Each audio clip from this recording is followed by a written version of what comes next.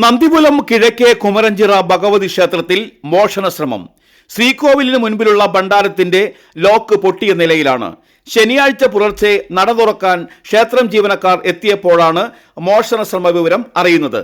Devaswom officer P K. Abhilash Varantharappilly പോലീസിൽ പരാതി നൽകി. പോലീസ് സ്ഥലത്തെത്തി പരിശോധന നടത്തി.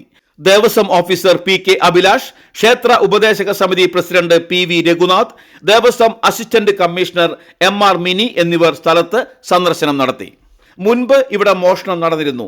3 ആഴ്ചകൾക്ക് മുൻപാണ് ക്ഷേത്രത്തിന് പുറത്ത് ദീപസ്തംഭത്തിന് സമീപത്തെയും നാലമ്പലത്തിനകത്ത് ശ്രീകോവിലിന് സമീപത്തെയും ഭണ്ഡാരങ്ങളിൽ നിന്നാണ് പണം നഷ്ടപ്പെട്ട വിവരം അറിയുന്നത്. ഭണ്ഡാരത്തിന്റെ പുറത്തെ താഴ് പൊളിച്ചു മാറ്റിയ മോഷ്ടാക്കൾ കൈവശം കരുതിയ താഴുകൊണ്ട് ഭണ്ഡാരം പൂട്ടിവെക്കുകയായിരുന്നു.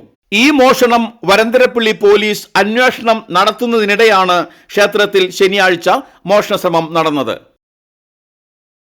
ഇന്ന് കുമരഞ്ചിറ ഭഗവതി ക്ഷേത്രത്തിൽ രാവിലെ ക്ഷേത്ര ജീവനക്കാർ നട തുറന്ന സമയത്ത് ക്ഷേത്ര നടയിലുള്ള കാണിക്കവഞ്ചിയുടെ പുറത്തെ പാഡ്ലോക്ക് പൊട്ടിച്ചതായി ശ്രദ്ധയപ്പെട്ടു.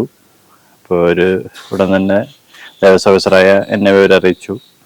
ശേഷം ഞാൻ വന്ന് പരിശോധിച്ചപ്പോൾ പാഡ്ലോക്ക് പൊട്ടിച്ചിട്ടുണ്ട്. പിന്നെ ഞാൻ assistant commissioner Thiruvanchikulam group assistant commissioner വിവരം അറിയിച്ചു. അതിനുശേഷം പോലീസിൽ പരാതിയും കൊടുത്തു.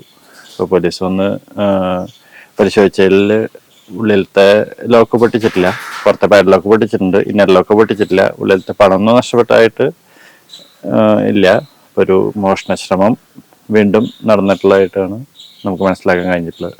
നമ്പർ 6 ഇതേപോലെ ക്ഷേത്രത്തിൽ ഭണ്ഡാരം എന്ന സമയത്താണ് ക്ഷേത്രത്തിന്റെ നടയിലെ ഇതേ ഭണ്ഡാരവും പിന്നെ നടപ്പരയിലെ ഭണ്ഡാരവും ഇതേപോലെ പണം അപഹരിച്ചിട്ടുള്ളതായിട്ടാണ് മനസ്സിലായിട്ടുള്ളതാണ്. അന്ന് ക്ഷേത്രത്തിൽ പോലീസിന് പരാതി കൊടുത്ത് FIR ഒക്കെ രജിസ്റ്റർ ചെയ്തിട്ടുള്ളതാണ്.